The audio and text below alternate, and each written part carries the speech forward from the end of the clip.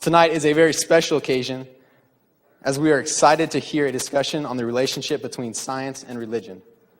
With us tonight are four prominent scholars from diverse philosophical backgrounds here to discuss this topic. First, I would like to give a brief introduction of the scholars with us tonight. We have the pleasure of hearing again from Dr. Alvin Plantinga. Many of us here had the pleasure of hearing from Dr. Plantinga's discussion last night on atheism versus evolution.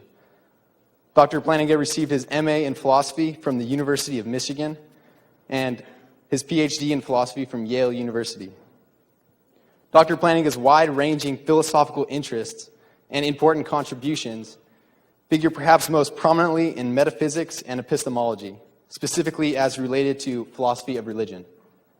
He is currently the John A. O'Brien Professor of Philosophy at the University of Notre Dame. We also have the privilege of hearing from Dr. Richard Gale. Dr. Gale received his MA and PhD in philosophy from New York University. Dr. Gale's main philosophical interests and chief contributions are in metaphysics, philosophy of religion, and pragmatism. He is presently the adjunct professor of philosophy at the University of Tennessee in Knoxville. Also, we are honored to have with us Dr. Quentin Smith. Dr. Smith received his MA and PhD in philosophy from Boston College, and his primary areas of interest are metaphysics, philosophy of religion and naturalism, philosophy of time, ethics, and philosophy of science. He's presently a professor of philosophy and University Distinguished Faculty Scholar at the University of Western Michigan. Finally, we are honored to have with us Dr. William Lane Craig. Dr. Craig holds two doctorates, one in philosophy from the University of Birmingham, England, and one in systematic theology from the University of Munich, Germany. Dr. Craig's areas of particular interest and expertise include philosophy of religion, the historicity of Jesus Christ's resurrection, and the philosophy of time. He is currently research professor of philosophy at Talbot School of Theology.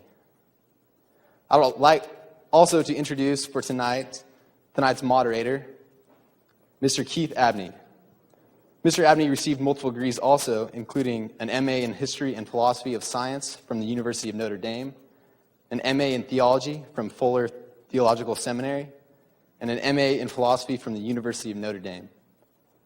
Here at Cal Poly, Mr. Abney teaches many classes, including Philosophy of Science, Philosophy Classics, and Ethics.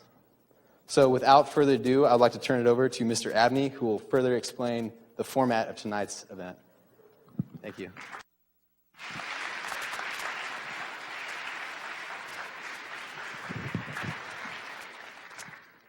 Good evening. Thanks for coming. I see there are quite a few of you. We're going to begin tonight with a few remarks by me. I'll start with some preliminary remarks about how this is going to work. We're going to have, after I finish my remarks, 4 opening statements, each with a response. Each of our 4 panelists will get a 10-minute shot at articulating their view about the relationship of science and religion. Again, one of the other panelists will then give a 5-minute response after each presentation. At the end of that time, we will then begin a free dialogue amongst the panelists. I'll be moderating that. That should last about 20 minutes. I'll try to keep them from throwing things at each other. Thank you very much. During the last quarter century, a flourishing dialogue between science and religion has been going on in North America and Europe. Science and religion have discovered that they have important mutual interests and contributions to make to each other. Let me list just 4 ways in which science and religion are related. First, religion furnishes the conceptual framework in which science can flourish. Science is not something that is natural to mankind. As Lauren Isley has emphasized, science is an invented cultural institution which requires a unique soil in which to flourish. Modern science did not arise in the Orient or in Africa, but in Western civilization. Why is this so? Isley argues that it is due to the unique contribution of the Christian faith to Western culture. The scientific enterprise is based on certain assumptions which cannot be proved scientifically, but which are guaranteed by the Christian worldview. For example, the laws of logic, the orderly nature of the external world, the reliability of our cognitive faculties, and the objectivity of the moral values used in science. Science couldn't even exist without these assumptions, and yet these assumptions cannot be proved scientifically. They are philosophical assumptions, which, interestingly, are part and parcel of a Christian worldview. Thus, religion is relevant to science in that it can furnish a conceptual framework in which science can exist. More than that, the Christian religion historically did furnish the conceptual framework in which modern science was born and nurtured. Secondly, science can both verify and falsify the claims of religion. When religions make claims about the natural world, they intersect the domain of science and are, in effect, making predictions which scientific investigation can either verify or falsify. Let me give some examples of each. First, examples of falsifications. Some examples are obvious. The views of ancient Greek and Indian religions that the heavens or the world rested upon the shoulders of Atlas or on the back of a great turtle were easily falsified. But more subtle examples are available too. One of the most notorious was the medieval church's condemnation of Galileo for holding that the earth moves around the sun rather than vice versa. On their basis of misinterpretation of certain biblical passages, medieval theologians denied that the earth moved. But scientific evidence falsified this hypothesis, and the church belatedly finally came to admit its mistake. Another interesting example of science's falsifying a religious view is the claim of many Eastern religions, like Hinduism and Taoism, that the world is divine and therefore eternal. The discovery during the 20th century of the expansion of the universe reveals that far from being eternal, all matter and energy, even physical space and time themselves, came into existence at a finite point before which nothing existed. As Stephen Hawking says in his book, The Nature of Space and Time, almost everyone now believes that the universe and time itself had a beginning at the Big Bang. But if the universe came into being at the Big Bang, then it is temporally finite and contingent in its existence, and therefore neither eternal nor divine, as pantheistic religions had claimed. On the other hand, science can also verify religious claims. For example, one of the principal doctrines of the Judeo-Christian faith is that God created the universe out of nothing a finite time ago. The Bible begins with the words, "In the beginning, God created the heavens and the earth." The Bible thus teaches that the universe had a beginning. This teaching was repudiated both by ancient Greek philosophy and by modern atheism. Then in 1929, with the discovery of the expansion of the universe, this doctrine was dramatically verified. Physicists John Barrow and Frank Tipler, speaking of the beginning of the universe, explain, "At this singularity, space and time came into existence. Literally nothing existed before the singularity. So if the universe originated at such a singularity, we would truly have a creation out of nothing." Against all expectation, science thus verified this religious prediction. A second scientific verification of a religious belief is the claim of the great monotheistic faiths that the world is the product of intelligent design. Scientists originally thought that whatever the initial conditions of the universe were, eventually the universe would evolve the life forms that we see today. But during the last 30 years or so, scientists have been stunned by the discovery of how complex and sensitive a balance of initial conditions must be given in the Big Bang in order for the universe to permit the evolution and existence of intelligent life. In various fields, discoveries have repeatedly disclosed that the existence of intelligent life depends upon an incomprehensibly delicate balance of physical constants and quantities, such that if any of these were altered even by a hair's breadth, the balance would be destroyed and life would not exist. In fact, the universe appears to have been fine-tuned from the moment of its inception for the production of intelligent life. Given the incomprehensible improbability of the initial conditions necessary for our existence, it is plausible to believe that these are not the result of chance, but of design. Thus, science can both verify and falsify claims of religion. Third, science encounters metaphysical problems, which religion can help to solve. A possible example is the so-called measurement problem in quantum physics.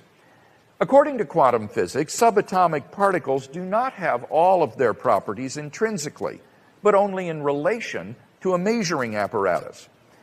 The problem is that the measuring apparatus itself can also be described by quantum physics, but then it too lacks certain properties unless it is related to another measuring apparatus. But that apparatus can also be described by quantum physics, and off we go on a vicious infinite regress. Unless there is some way to break the chain, nothing would possess any of these properties, which is absurd. Now, some physicists have proposed that the chain is broken when the measurement is observed by consciousness. But it seems outrageous to say that the whole universe depends upon human consciousness for its existence. Moreover, human consciousness is linked to a physical substratum, the brain, which can be given a quantum physical description. So the question inevitably arises, who observes the human observers? What is needed here is a sort of transcendent, cosmic observer who observes immediately the result of any quantum measurement situation. But this is, of course, exactly the being in whom the theist believes. And thus, the person who believes in God seems to have the resources needed to resolve the measurement problem plaguing quantum physics. Finally, number 4, religion can help to adjudicate scientific theories. In cases in which two scientific theories are empirically equivalent, metaphysical concerns, including religious concerns, come into play. An excellent example is the special theory of relativity. There are two ways to interpret the mathematics of special relativity. On Einstein's interpretation, there is no absolute now in the world. Rather, what is now is relative to different observers in motion. But on Lorentz's interpretation, there is an absolute now in the world, but we just can't be sure which events in the world are happening now because motion affects our measuring instruments. These two interpretations are empirically equivalent. But I want to argue that if God exists, then Lorentz was right. And here's the argument. If God exists, then God is in time because he is really related to the world. But if God is in time, then a privileged observer exists. And if a privileged observer exists, then an absolute now exists. Thus, there is an absolute now, just as Lorentz claimed. So if God exists, a Lorentzian, rather than an Einsteinian theory of relativity is correct. It's hard to imagine how religion could have any greater relevance to science than this, to show that one theory is wrong and another is right. So in summary then, I've described four ways in which science and religion can relate. Religion can furnish the conceptual framework in which science can flourish. Science can both verify and falsify claims of religion. Science encounters metaphysical problems which religion can help to solve. And religion can adjudicate scientific theories. And that's why, after all, the dialogue between these two disciplines is flourishing today. Let's look at the different reasons that William Craig advanced for thinking that science somehow is an aid, or it's aided by religion. First, he says that religion furnishes the conceptual framework in which science can flourish. That science, in order to get started, has to assume that the universe is orderly, that logic will work, and that our minds are cognitively in tune with the universe. Now, I don't think science has to assume that these things are true in order to get started.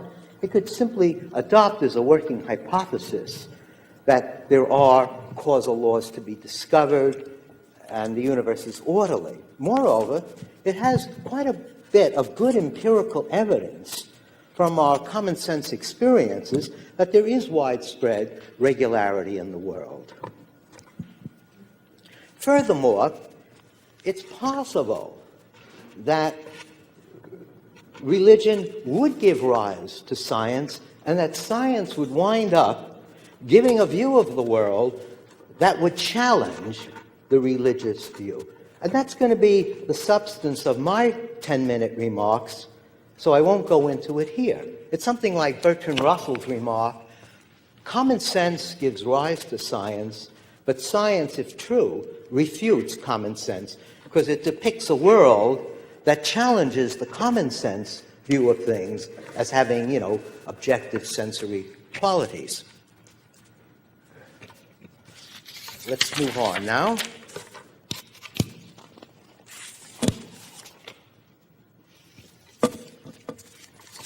I think it's completely gratuitous for Craig to say that the Big Bang Theory shows that there's a creation ex nihilo. All it shows is that there's some point in the past beyond which we cannot extrapolate. So it's unknowable to us. But there's nothing in the expanding universe theory that would support a doctrine of creation ex nihilo. That's simply something that has been added on to a scientific theory. I won't comment on the measurement problem in quantum mechanics because I don't have sufficient technical knowledge. I'll leave it to you, Quentin, to do it. I'm not up to the task. So, where if one is ignorant, thereof one should be silent.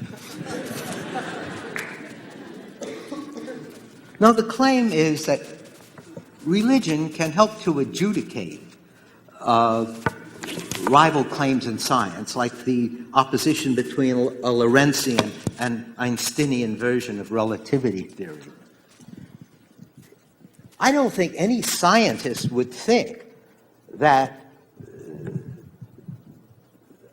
appeal to a temporal God who endures in time in any way would help to solve the issue in favor of the Lorentzian view. The reason is it's not in principle determinable by empirical means what this objective now is.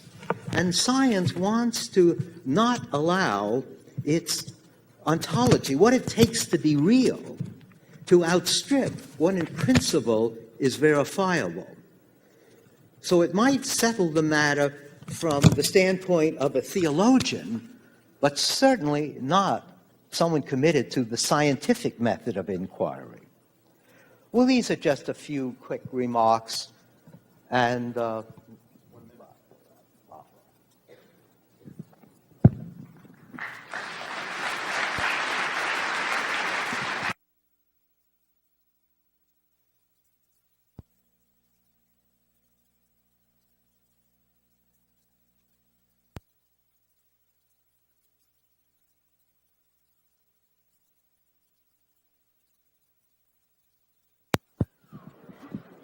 Quentin Smith is next.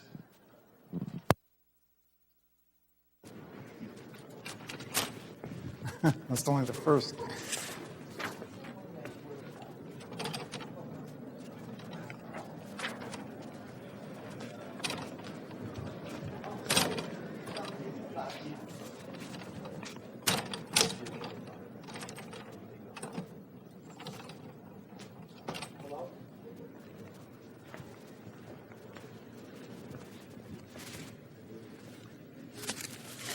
think quickly about the fine-tuning argument about the four natural constants. We know human life, complex forms, has evolved. And to do so, you needed just the right fine-tuning of the universe. And supposedly that requires an intelligent designer. But isn't that rather conceited on our part, to think there's something so wonderful about us, that would be the purpose of creation? Whatever evolves is highly improbable. It's like whoever wins the lottery, it was highly improbable they would win. And you could say, in order for this to evolve, this highly improbable state of affairs, you had to have this proper combination of the right instantial conditions and laws and so on. So I don't see why the fact that this human life, and it requires fine-tuning, should be any evidence for the existence of an intelligent designer. Can you hear me from right here? Okay.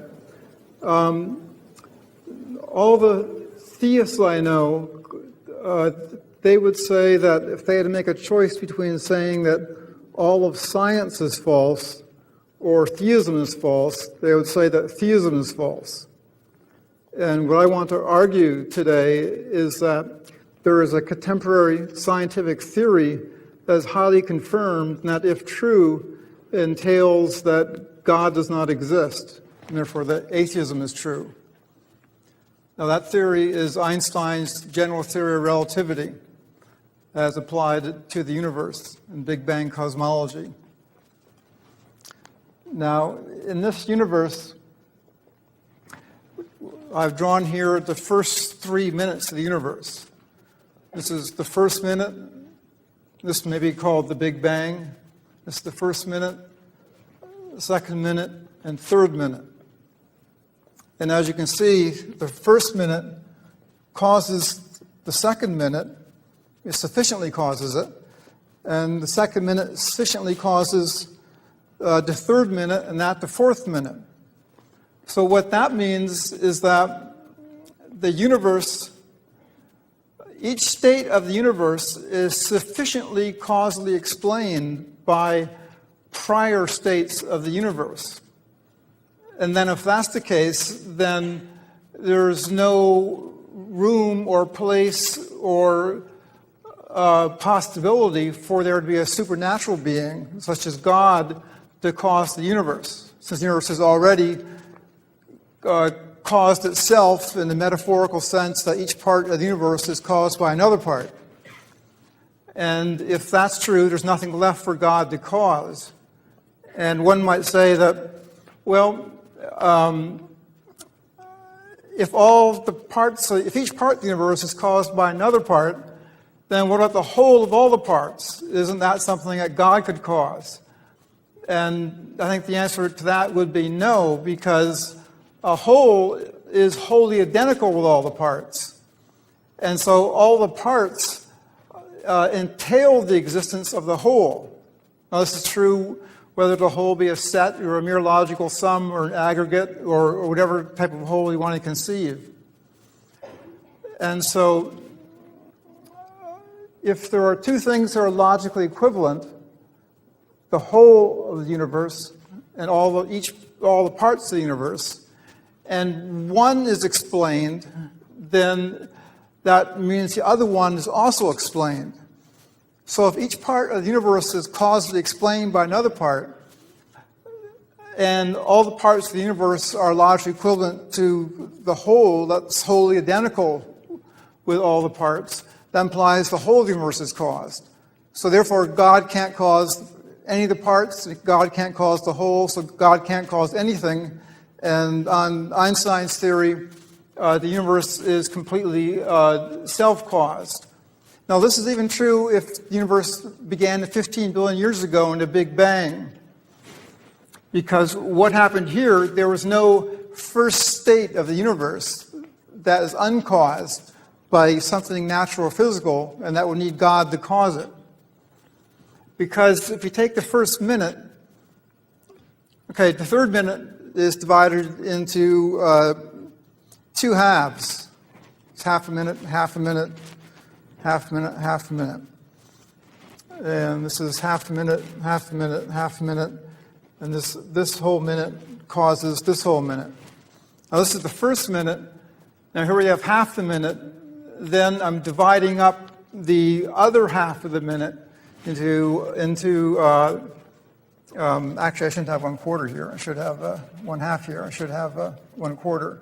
1/4, 1/8, 1/16, 1/32, and so on. And you can do that in real numbers as well, which is how Einstein's general theory of relativity works, because its mathematics uses real numbers, just as did Newton's and just as do the spatial temporal variables of quantum mechanics, even though the energy and momentum variables don't range over a continuum of points. And so if we take this way of dividing up the universe into the beginning, we have a half a second, 1/4 of a second, 1/8 of a second, and we keep on going through all the real numbers. And what happens is we never reach a first state.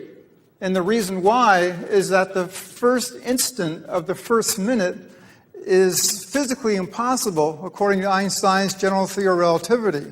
And it's physically impossible because every quantity of the universe would be some number divided by 0, and division by 0 is impermissible in mathematics.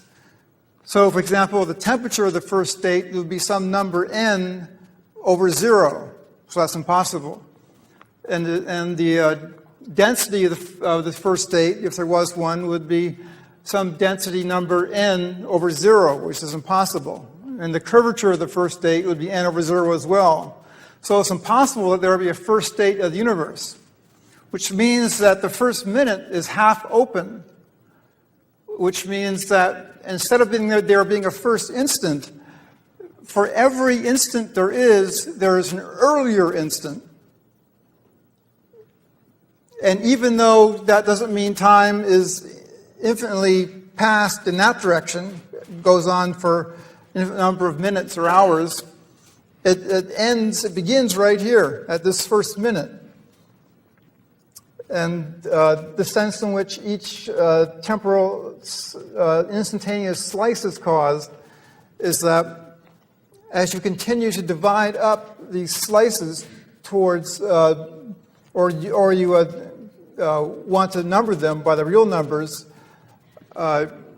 you're never going to get to a first instantaneous state or slice of the universe that would count as the first instant of the universe.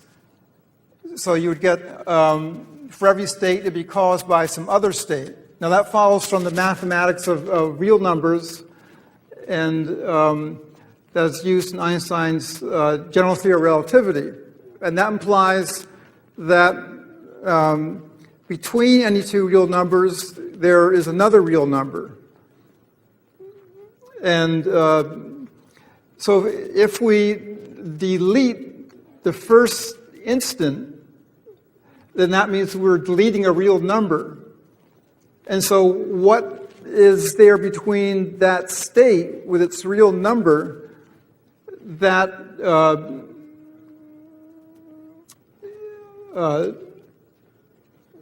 that's related to some other state? Well, there can't be a second state, because we delete the first state. If there were a second state, then that would be the first state. Because for real numbers, after every state, there is another state. So for any state we point to, there's going to be another state in between it. So if we delete this first state of the universe and want to say that this is the second state, so this is now the second state and can be caused by God, that would be false, because between any two instantaneous states, there would be another state. And this state would cause that state.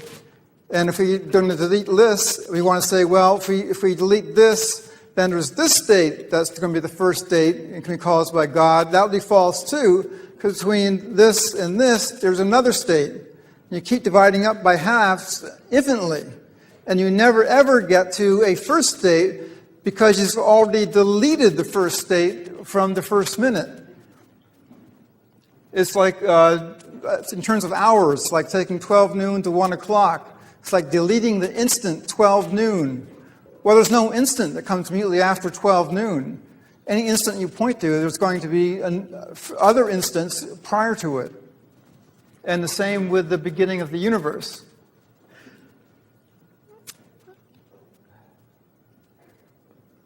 And so what that shows is even if the universe begins, each part of the universe is caused by earlier parts. So it doesn't matter if the universe is infinitely old or not. Even if the universe begins, there's no place for God to create the first state because there is no first state. And so what we have here is a universe that explains its own existence in the metaphorical sense that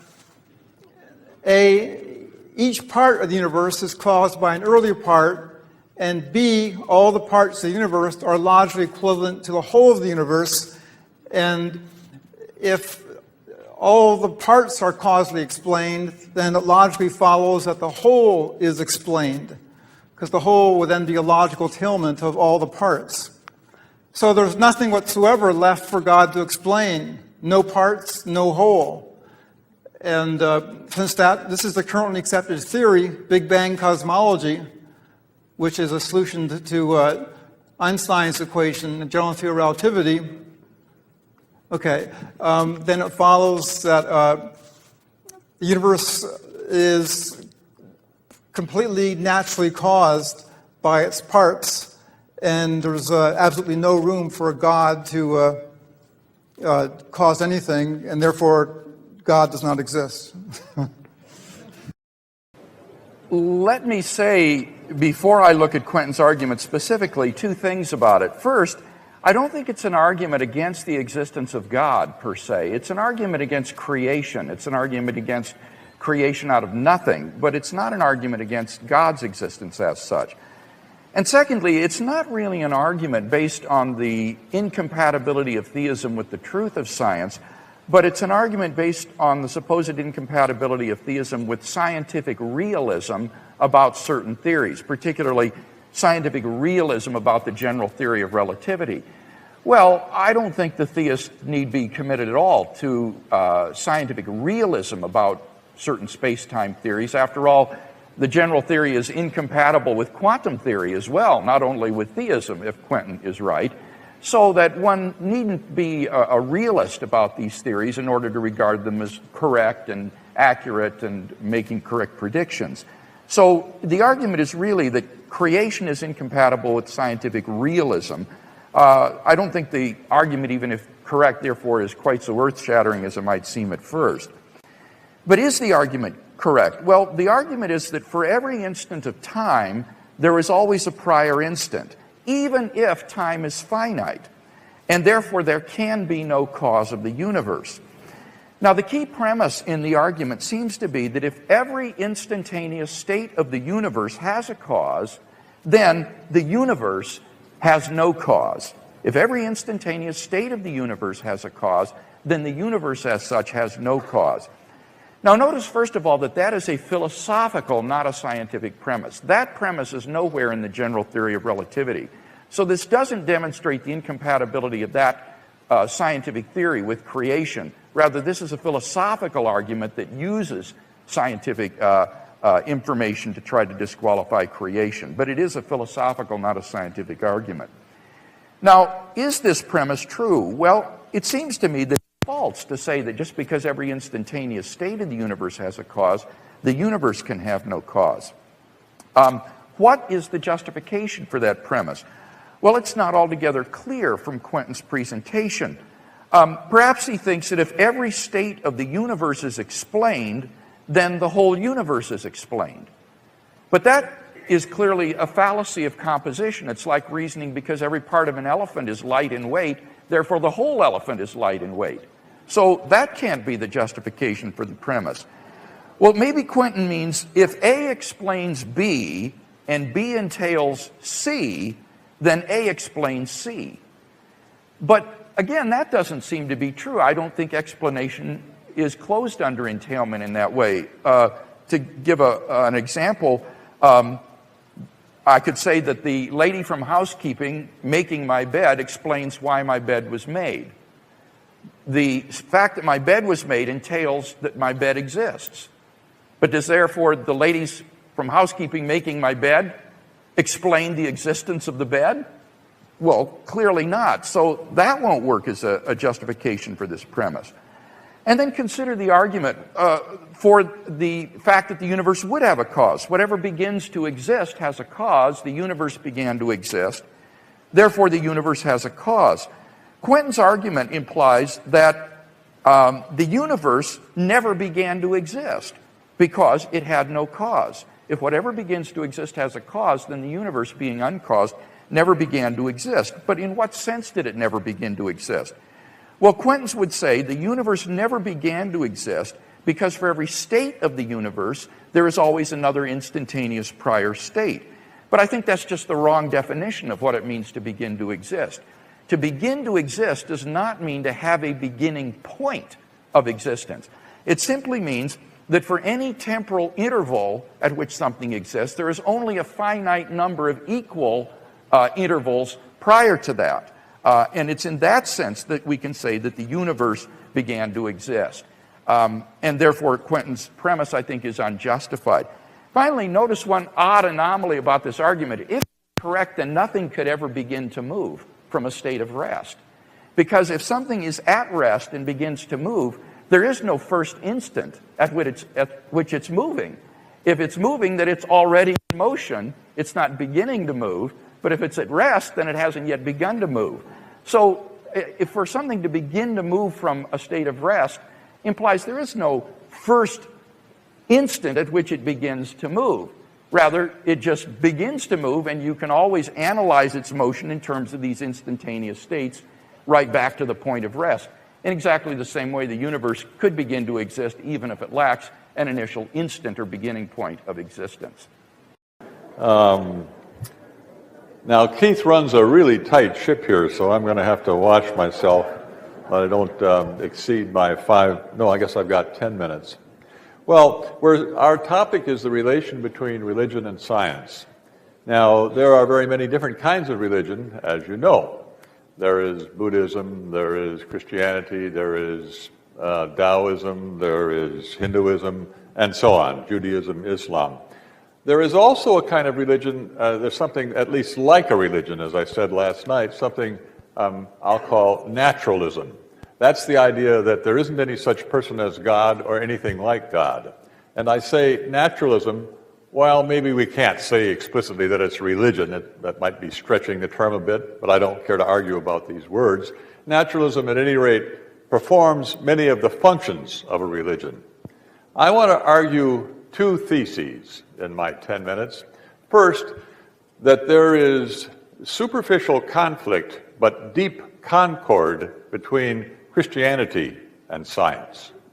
And I want to argue, second, that there is superficial concord but deep conflict between naturalism and science. So I say there is a religion-science conflict. It's between naturalism and science, not between Christianity and science. So first of all, the superficial conflict between Christianity and science.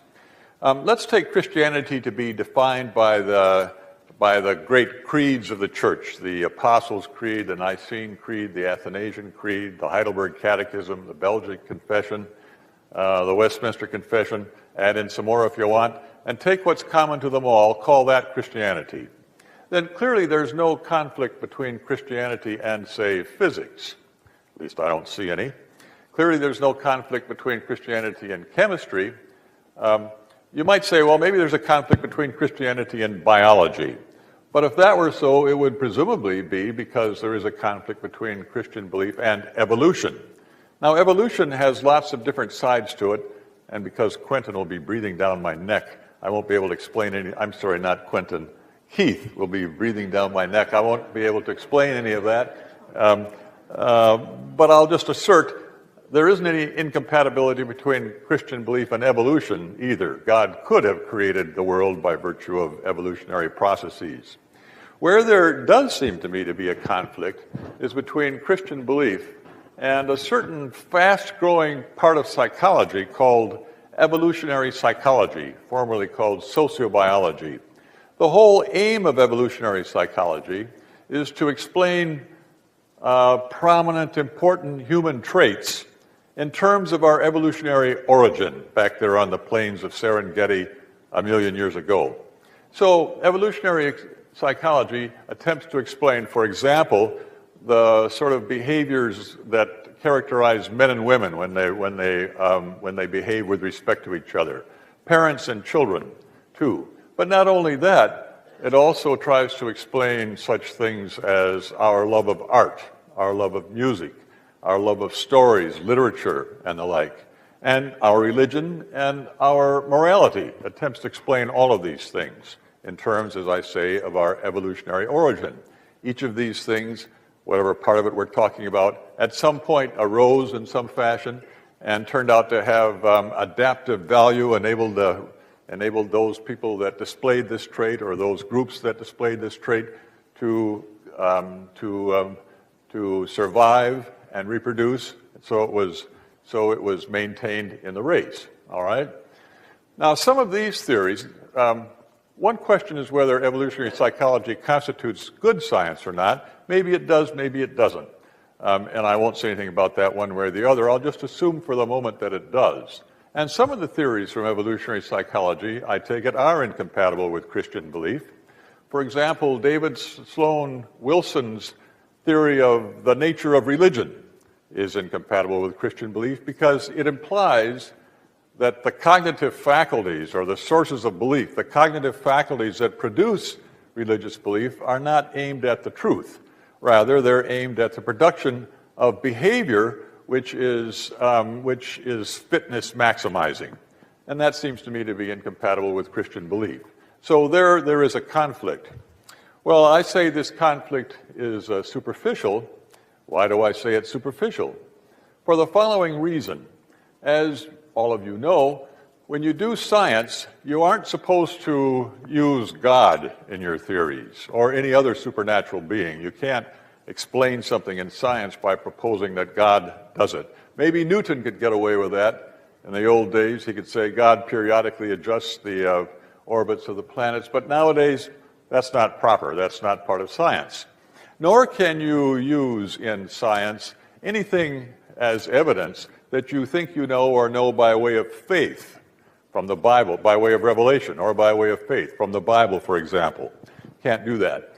This sort of constraint on science is often called methodological naturalism. All right? Well, now suppose what we've got here in evolutionary psychology is a kind of science which, like with all science, is constrained by methodological naturalism. What does this mean? Well, what that means is that the scientific evidence base, what you can use as evidence in science or qua-scientist, is constrained by methodological naturalism. It can't contain anything you know, for example, from revelation. But the Christian's evidential base is broader than that. It includes all that's in the evidential base of science, and in addition, it contains whatever the Christian knows by way of revelation, that there is such a person as God, that God is a Trinity, that Jesus Christ came to redeem us by atoning for our sins and the like of that. So, suppose it's true that from the limited perspective of methodological naturalism, the best way to think about human beings is evolutionary psychology and conflicts with Christian belief. That's perfectly compatible with Christian beliefs being true. If you start from only part of the totality of what you know, you may very well come up with some beliefs, some propositions might very well be probable with respect to that are in conflict with other things you know. So the Christian should say here, right, from the point of view of that limited scientific evidence base constrained by methodological naturalism, these evolutionary psychological theories are correct. That's right, but it doesn't follow, of course, that they are correct with respect to my entire evidential base, and I say they aren't. Okay, that's the conflict and the superficial conflict, as I say, between Christianity and science. What about what I said was the deep concord Well, I'm running out of time, so I can't tell you. I'll just refer you to Bill Craig. Bill Craig already explained what some of this deep concord is. The Christianity with the claim that we human beings have been created in God's image and created in such a way, therefore, that we can know things about the world makes a very nice home for science, and science, of course, grew up in the bosom of Christian theism. Now, turning to naturalism, first of all, the superficial concord. Richard Dawkins, as I quoted last night, says in a certain place that evolution makes it possible to be an intellectually fulfilled atheist because it gives a kind of answer to the question, how did all this plant and animal life get here? Where did it come from? It gives an answer to that question that prior to, say, Darwin, wasn't available to the naturalist. So there is a kind of superficial concord. There is deep conflict, though. And that was the lecture I gave last night. So I really can't, I've got right now about 35 seconds. I can't compress the whole lecture that took more than 35 minutes last night into 35 seconds. But the basic point is, if you accept naturalism and you also accept evolution, then the probability of your cognitive faculties being reliable will be low. In particular, the probability that the cognitive faculty that produces belief in naturalism, that's reliable, will be low, all right? Once you see that probability is low, then you have a defeater for the proposition that your cognitive faculties are reliable. That is to say, you have a reason for rejecting that proposition, that they're reliable. Once you have a defeater for that proposition, that your cognitive faculties are reliable, you have a defeater for any proposition that's produced by your cognitive faculties, including the conjunction of naturalism with evolution. So that conjunction produces a defeater for itself. It is therefore self-defeating. That means you can't sensibly believe the conjunction of naturalism with evolution. That means that naturalism conflicts with evolution. But evolution is an important, widely accepted, paradigmatic, contemporary scientific theory. Therefore, naturalism conflicts with science. Okay, I think the main issue that both Al Plantinga brought up and William Craig brought up is that to deduce atheism from science, you need to add the supplementary premises of methodological naturalism or metaphysical naturalism. And I don't think that's true, because my original argument I gave, all the deductions I gave were deductions from scientific theses, and there were no metaphysical or naturalistic assumptions in the argument that were not in Einstein's theory itself. And I think that pertains also to what Al Plantinga is saying. He wants to say that you need methodological naturalism in order to have a scientific theory such as evolutionary psychology that is inconsistent with Christian belief. But I don't think that's true, because I think the abandonment of God and Christian belief from science actually grew out of science itself, because science began roughly around the time of Newton's book on natural philosophy, and Newton included God within his science, and that wasn't a methodological supernaturalism or a metaphysical supernaturalism. That was actually an axiom within his scientific theory. Newton claimed that space and time were God's sensorium. And Copernicus claimed that he defined gravity non-quantitatively, but he defined it as as the means by which God brings about the falling of bodies to the earth. But as the time went on, as the 19th century occurred, using the method of science, not methodological naturalism, but just using science, the predictions of science and the evidence gathered from that, it was found that there's no evidence that space and time are God's sensorium. So that was dropped from Newton's philosophy. And all references to religion were dropped from science because there was no evidence for that. No religion could make a prediction that could result in a confirmed observational evidence. And I think with regard to Darwin's argument, I would say that I didn't hear the talk from last night, apparently. But I would say the argument that naturalism and evolution is highly improbable. Well, first of all, I would say that naturalism is itself entailed by Darwinian evolution, since it's actually a part of evolutionary theory. And so you can't conjoin evolution with naturalism and treat it as a largely independent conjunct. And if you try and conjoin evolution with theism, you get a self-contradictory proposition, because evolution includes naturalism within itself, because evolution describes a natural causal process that brings about the evolution of organisms. And it brings about warranted belief in humans, because the purpose of life, according to Darwin, is to survive and reproduce, and you only can survive if you can make your way about the world. You only can make your way about the world if you have true and warranted beliefs about what the world is and where you can find food and things like that. And so it's natural evolution itself that explains why you have warranted beliefs. And as for evolutionary psychology, that is not an established science. That's still regarded as a speculative science that is not fully academically respectable. One reason is that its conclusions all just happen to support the political right-wing beliefs. And for a science to be true, serious science, its conclusions have to impress themselves upon anybody, regardless of their political beliefs.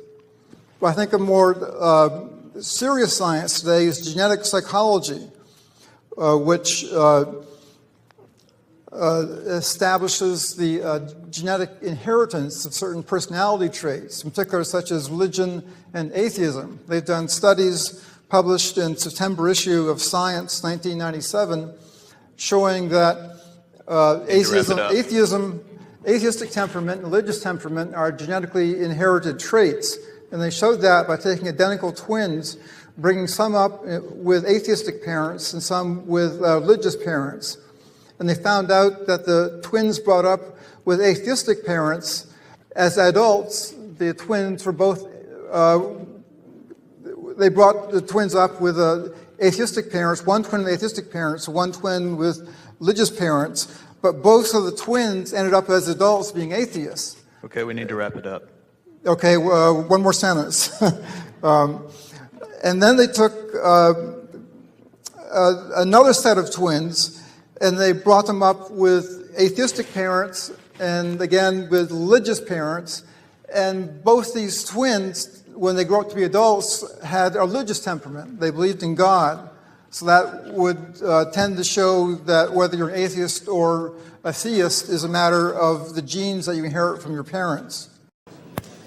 Is science opposed to theistic religion?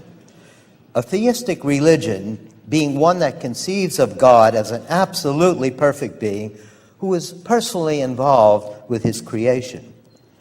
In the past, there have been sharp clashes between the historical claims made by fundamentalist theisms and some of the historical sciences, such as archaeology and cosmology.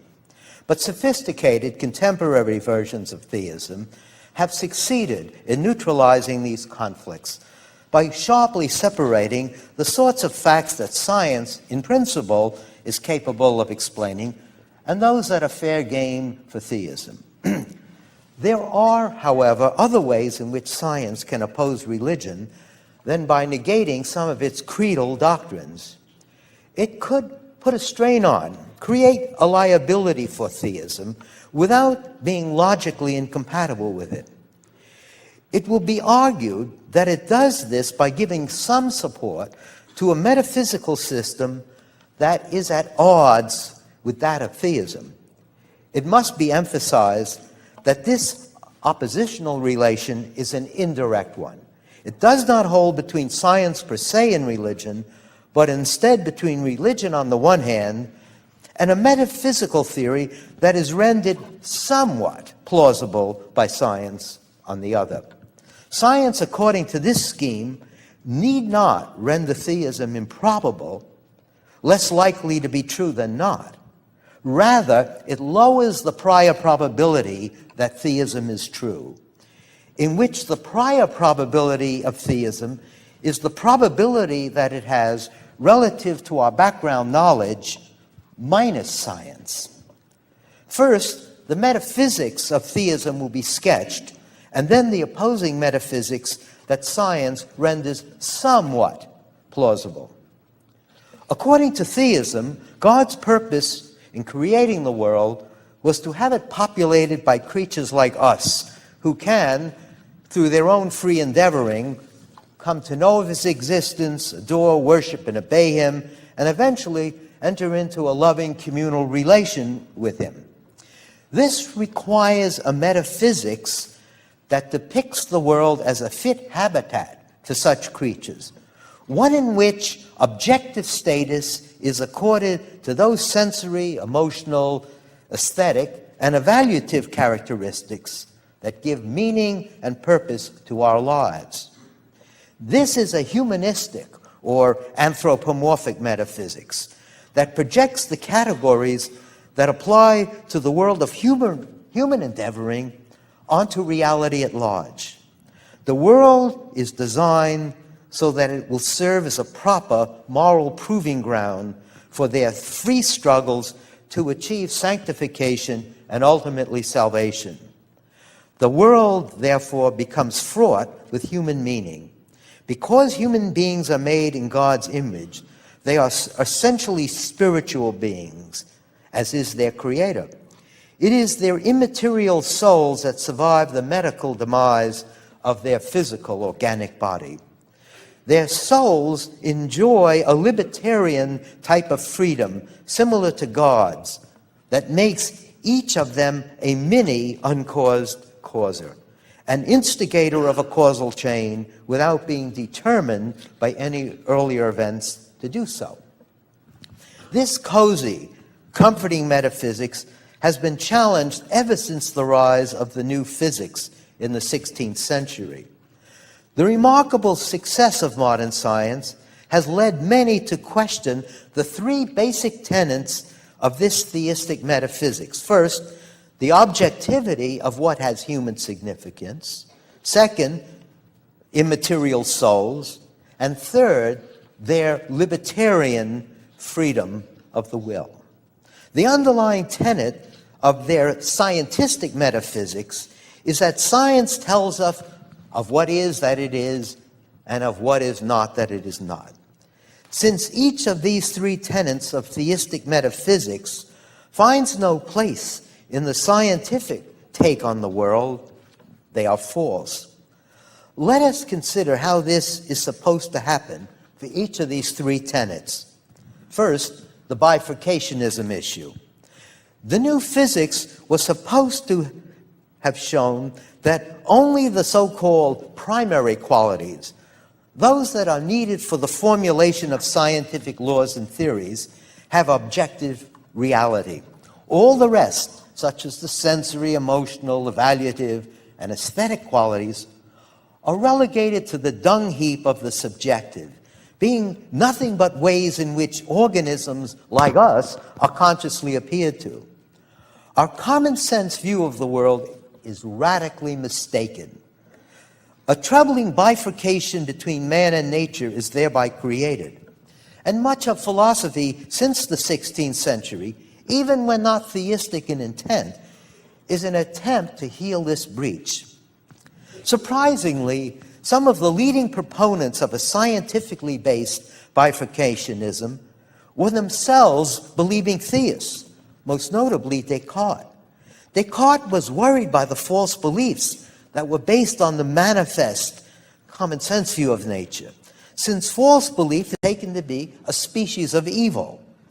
He developed a free will theodicy for false beliefs that had the buck of blame stop with creatures for not properly exercising their free will so as to acquire true beliefs. In other words, ordinary persons are remiss for not having tried hard enough to master contemporary physics. But this free will theodicy leaves untouched the far more serious problem of why a personal God would want to create a world that was denuded of everything that gave it human meaning. Why in God's name would he want to create a world like that? Second, physicalism. The spirit, if not the letter, of modern science looks askance at the ontological dualism between mind and matter. Given the dramatic success that science has had in explaining a wide range of phenomena in terms of the laws and theories of natural science, it is reasonable to inductively infer that the universe is a closed physical system in which all events are so explainable. Furthermore, the triumphant progress of neurophysiology in explaining human behavior in terms of physical processes going on within the organism, as well as its natural environment, make it not unreasonable to inductively infer that all human behavior is so explainable. The sort of mind-body causal interactionism required by theism not only violates conservation laws, such as that of angular momentum, it is objectionable on intuitive grounds, for mental and physical events are not, on purely conceptual grounds, properly suited to have causal relations with each other. If a mental event, for example, were to cause a physical one, the time-honored intuition that there must be as much reality in the cause as in the effect would be violated. The same problem arises for the theistic doctrine of God's timelessly bringing about worldly effects in time. Third, determinism. The successes of the natural sciences make it dubious that we possess the sort of contra-causal freedom of the will that is required by theism's libertarianism. Without such freedom, theism is immobilized in dealing with the challenge posed by evil. For the only sort of defenses and theodicies that have any plausibility require libertarian-type free will.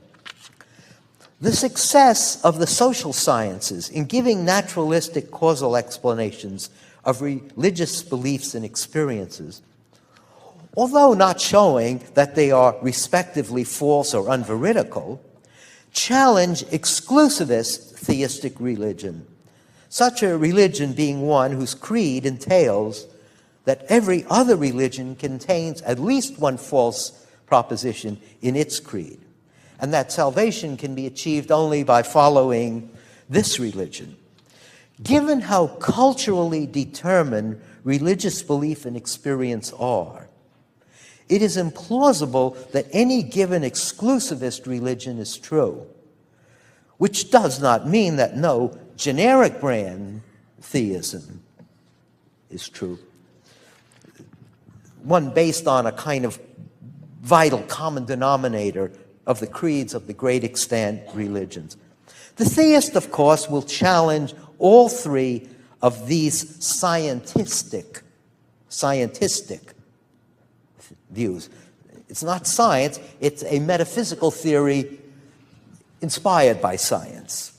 For example, bifurcationism can be avoided by denying either scientific realism, as would an instrumental account of scientific theories, or the assumption that what science does not take note of is not. Physicalism could be challenged either on conceptual grounds or from the perspective of paranormal psychology. The point is that theists must commit themselves to highly mooted and dubitable metaphysical theses. And this creates a liability for theism, one that is probability lowering, though it may not lower it Time to finish up. to less than 1/2. I think my friend Richard Gale's main point here is not that these things he proposes are in fact false, these implications of theism, but that they comprise a certain cost. So if you're a theist, if you're a Christian theist, you're sticking your neck out in a certain way. You know, you're saying something which in some sense could be false, so you're taking a certain risk. That's quite true. Also true for naturalism, or in fact for any philosophical proposition, or in fact for any proposition of any kind, except possibly, say, mathematical propositions where ones which are sort of totally and utterly obvious. Otherwise, if you say anything significant, you are sticking your neck out. The particular costs he proposes, though, here, don't seem to me to amount to much. For example, here's one cost. Here is one cost. The underlying tenet of this scientific metaphysics is that science tells us of what there is, that it is, and of what is not, that it is not. Since each of these three tenets of theistic metaphysics finds no place in the scientific take on the world, they are false.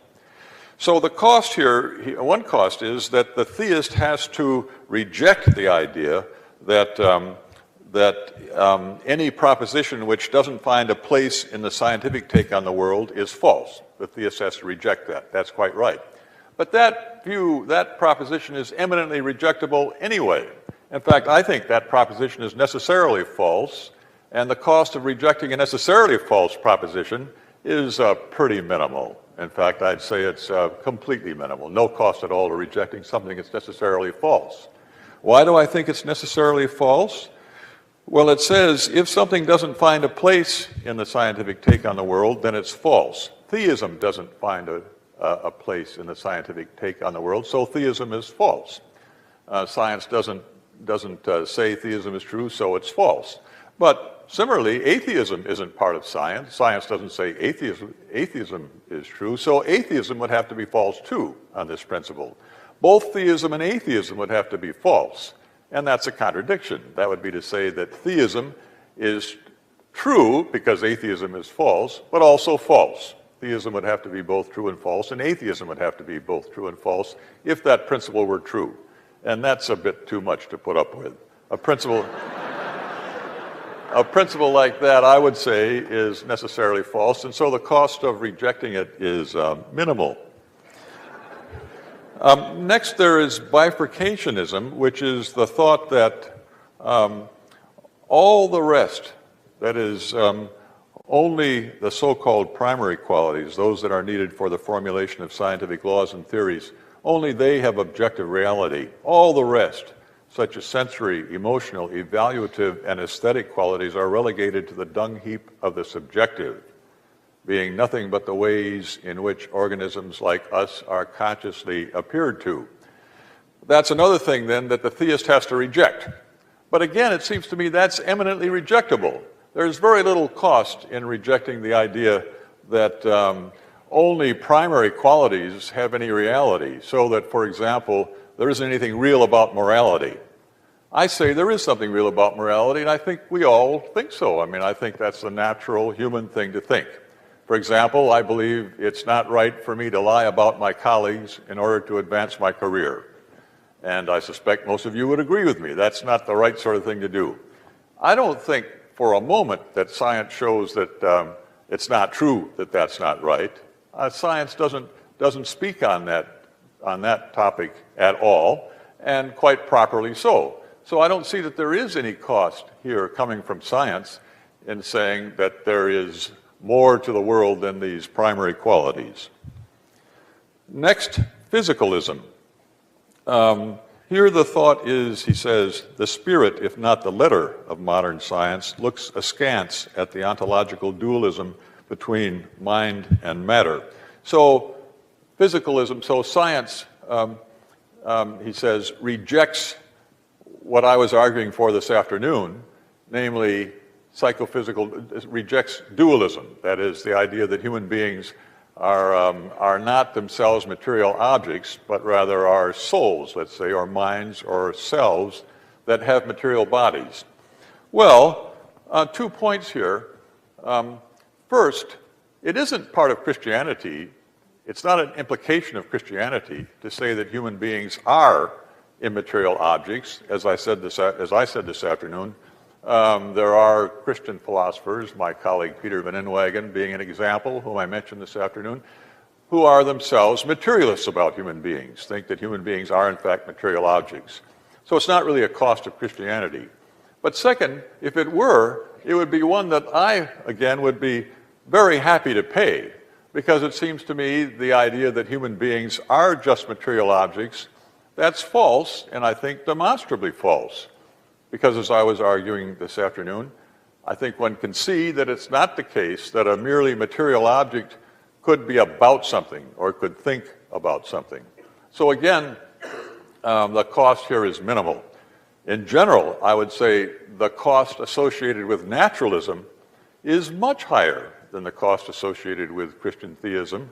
And so while I agree with Richard that there are some costs connected with being a theist, with being a Christian theist, you do stick your neck out in doing so, I would say the particular costs he proposes do not amount to much. At this time, for about the next 20 minutes, the panelists will have a discussion amongst ourselves. There are quite a number of topics we could discuss. Certainly, Professor Gale, would you like to begin? I'd like to examine Al's argument that given just naturalism and evolution, it's very improbable that our cognitive faculties are reliable. I think it's highly probable that they are, because they have worked successfully in helping us to survive and survive well. It's like tools. If you can use a hammer successfully on your physical environment, that tells you something about the nature of that physical environment. Furthermore, I think on Alvin Plantinga's Aquinas-Calvinist model, the Reformed epistemology model, it's highly improbable that our cognitive faculties are reliable. The reason being, according to this story, because of original sin, our cognitive faculties, our sensus divinitatis, for example, was seriously impaired. And that's why there's so much false belief and why so many people fail to know of God's existence. And it takes a special supernatural intervention by the Holy Spirit to repair this damage. So given that story, I think it's highly improbable that our cognitive faculties are functioning properly and therefore are reliable.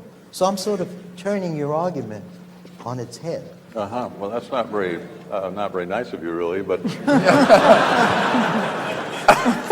but I would. Shall I reply to what Richard says? Well, there are two parts to what he says. The first part was that if, as a matter of fact, our cognitive faculties have enabled us to survive and reproduce, then probably they are reliable. Well, I talked about that at some length last night, but on the face of it, that's not at all obvious, because false beliefs can be perfectly adaptive.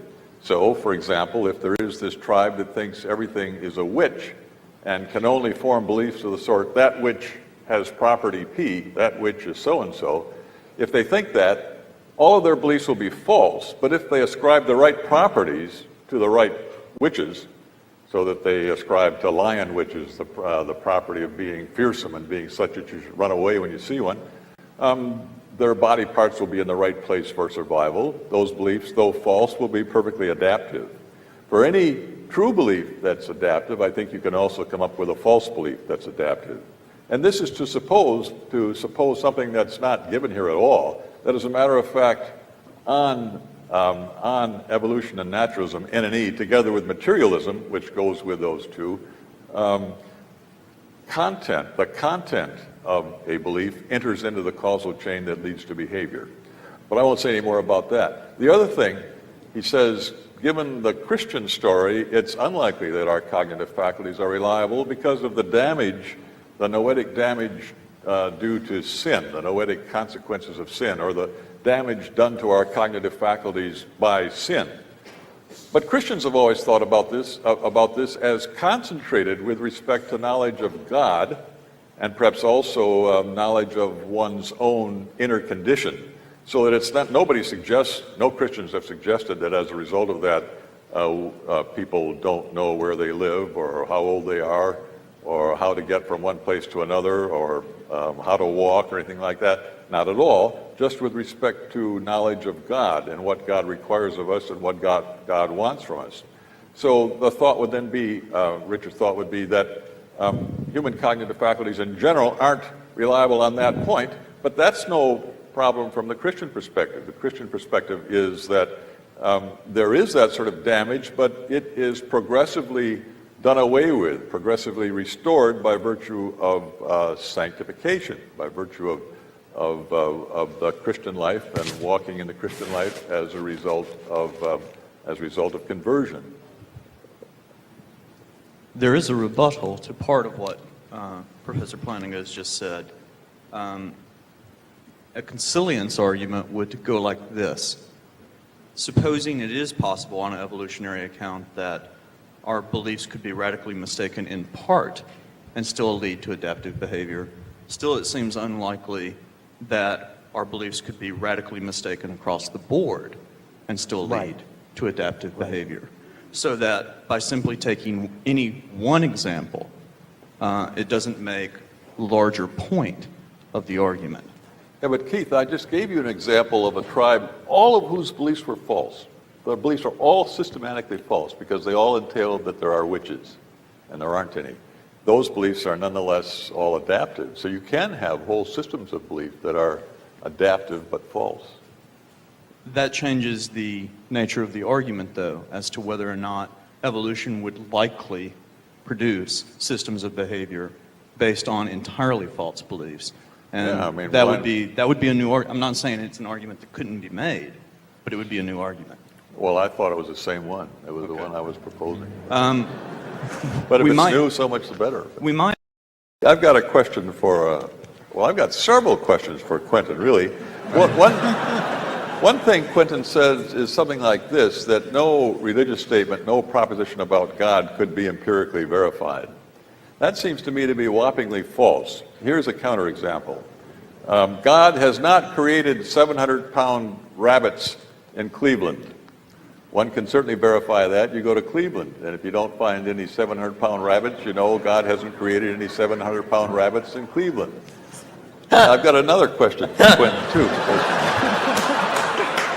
I've got another question for Quentin. Quentin says that according to science, according to the general theory of relativity, each state of the universe is explained completely by the preceding state of the universe. But Quentin knows perfectly well that according to the ordinary classical orthodox interpretation of quantum mechanics, when there is a collapse of the wave function, when there's a measurement, let's say, well, then there is the wave function collapses in a certain way, and there isn't any physical explanation of its collapsing in that way. So I don't see how you can say that, Quentin. Oh, because the Copenhagen interpretation of quantum mechanics doesn't apply to the universe as a whole. Doesn't what? It doesn't apply to the universe as a whole, but only to a localized subsystem within the universe, and therefore it can't apply to states of the universe as a whole. Well, I Only mean, general so you've got as part of the whole state of the universe this collapse. That particular part is not explained, so the whole thing isn't explained. Or there's a part of it that's not explained. You were saying that to explain all the parts is to explain the whole, and to explain the whole is to explain all the parts. Here you've got a part that's not explained. Okay, well, I think I would respond to that by saying that most physicists who are on the cutting edge of developing quantum mechanics, they all reject the Copenhagen interpretation. And the two predominant interpretations they accept, the consistent histories interpretation and the Bohmian interpretation, they all are deterministic theories. Yeah, but I don't agree with you that most physicists reject. You say on the cutting edge. So On maybe, the cutting edge. Maybe you're defining cutting edge as ones that reject the Copenhagen theory. No, by cutting edge, I mean ones who publish articles in Physical Review D about how to help advance the interpretation of quantum mechanics. Well, and I said okay, ones who so aren't on there the is cutting at edge least merely teach quantum mechanics, but don't write anything about it. At this point, I exercise my prerogative. And there are any number of cutting-edge interpretations of quantum mechanics. One of them is called the many worlds interpretation. Philosopher John Leslie says that this is an alternative to fine-tuning arguments for the existence of God. I wonder if Professor Craig or anyone else would like to comment on that. Actually, I think John Leslie sees many worlds hypotheses as being very friendly to the idea of fine-tuning, because those who have the resort to many worlds in order to explain these anthropic coincidences thereby show that there is something here that cries out for explanation, and that the easy answer, oh, this is just due to chance, it's just the cosmic lottery, doesn't satisfy. So that in that sense, although the many worlds interpretation is an alternative to design, it does nevertheless recognize that there's something here that cries out for explanation. There's more than meets the eye. And so in that sense, it's a kind of backhanded compliment to the design theorist. And they find themselves in the same bed with each other. Now, one would want to go on to try to criticize, I think, these many worlds hypotheses as an illegitimate attempt to multiply your probabilistic resources without warrant. It's like trying to explain some improbable event by saying, well, there were many rolls of the dice and there are many worlds. And I think one can criticize that on a number of grounds. I agree that the many worlds hypothesis has nothing to be said in its favor. However, I disagree with your initial remarks that even if it were true, it would not in any way undercut the argument that you gave from the fine-tuning. I think it completely undercuts it, because if you have the many worlds, then there will be among them some worlds that have the kind of fine-tuning that will bring about our evolution. We just happen to live in one of those worlds. And it's like whoever wins the lottery, it's highly improbable that they would win. And yet we know someone's got to win it. And likewise with the many worlds. We know that there's going to be some world that'll have the right fine-tuning for the evolution of us. Yeah, I didn't mean to imply that it wasn't an alternative to design. You're quite right, Richard, about that. But what I was suggesting is that even though it is an alternative to design, that both the design theorist and the many worlds theorist recognize that there's something here that cries out for explanation, and they offer metaphysically different. But the many worlds theory gives that thing that cries out for explanation, why we're here, in terms of, well, according to probability theory, they some are world alternatives. is going to have it, and we just happen to be in such a world, and there's no reason to explain anything further. Right. So it puts an end to the regress of why questions. Well, that's the way the cookie crumbles. I mean, that's the goal. You know, I think that one of the difficulties with these theories is that there aren't any mechanisms to generate many worlds that would be random and varied, and those mechanisms that have been suggested often involve fine-tuning themselves, so that it's like a lump in the carpet that's depressed at one point only to pop up somewhere else. But you're quite right, I think, in your basic thrust, that it does represent an attempt to avoid design. So the push is for an explanation as opposed to a brute fact, and we have alternatives, but the claim both here is that many worlds is not a very satisfactory alternative. Could I ask a question of Richard? Because I think that the point that you were making connects with what Al was saying, in that it doesn't seem that it's so much science itself that is incompatible with religious faith.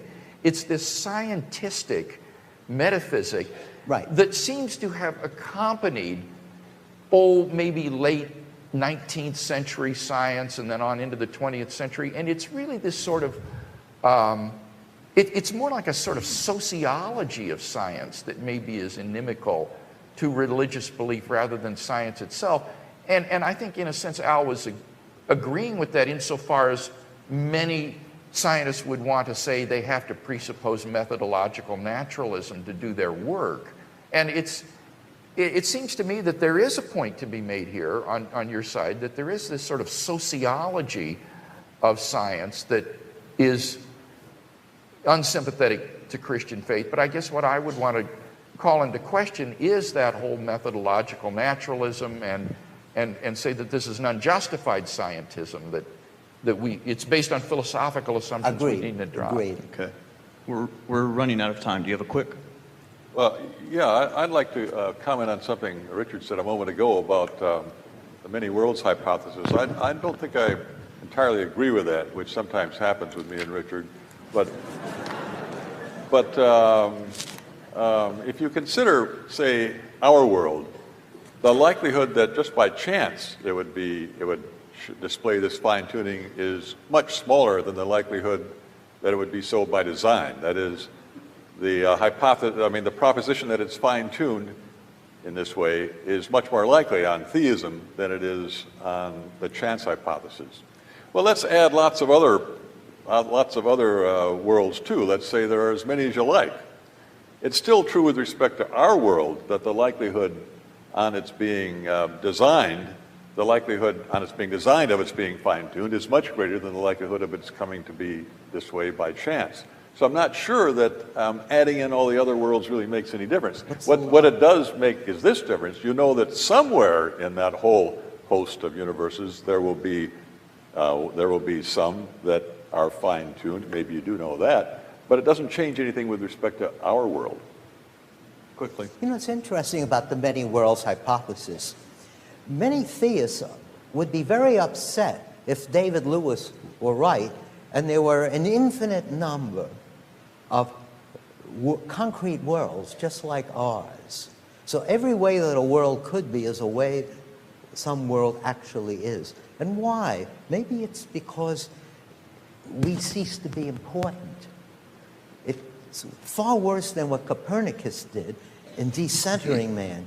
Well, consider another way that science might create a liability for theism. It's discovered, or has good evidence, that there are countless solar systems like ours with planets similar to us, so probably there's life similar to us throughout the universe. Milne, the cosmologist, raised the problem, does this mean that the coming of Christ and his crucifixion become a traveling tent show, playing one-night stands? You know, it's sort of interesting, Richard. That's an interesting issue. So here's a way in which modern cosmology might create a problem. It is an interesting issue, but it was already broached in the 17th century. And there were several divines in the 17th century that thought about this very question. They asked, well, might it not be that there's all sorts of other intelligent life throughout the universe? And they thought, yes, that could very well be. It'd be quite likely that God wouldn't just create us. I mean, we're wonderful and all that, but he might very well want to create all sorts of hosts of races of intelligent creatures. And then they raised that various question. Well, then what about Christ's sacrifice? And of course, one possibility is that these other races didn't fall. And another possibility, so they don't require any divine atonement. Another possibility is that they fell, but for them there's some other kind of atonement. And still another one is that Christ's sacrifice would be perfectly good for them too. Weren't all these philosophers, were at least one of these philosophers burnt at the stake? Sorry? Bruno? What was that? Wasn't one of the philosophers who suggested this theory you're recounting? No, they were both eminent Anglican clergymen. And they they wrote weren't books on it. No, they weren't. This is later than 1600. Oh, okay. No, they weren't. They And weren't on even singed. And on that point, but what Professor Plantinga does leave out, though, that there have been prominent scientists and theologians who have thought that the incarnation must be a one-time only event, and therefore extraterrestrial life is impossible. One named Maunder, for example, was prominent in the debate over the canals on Mars. But we're out of time on that particular debate.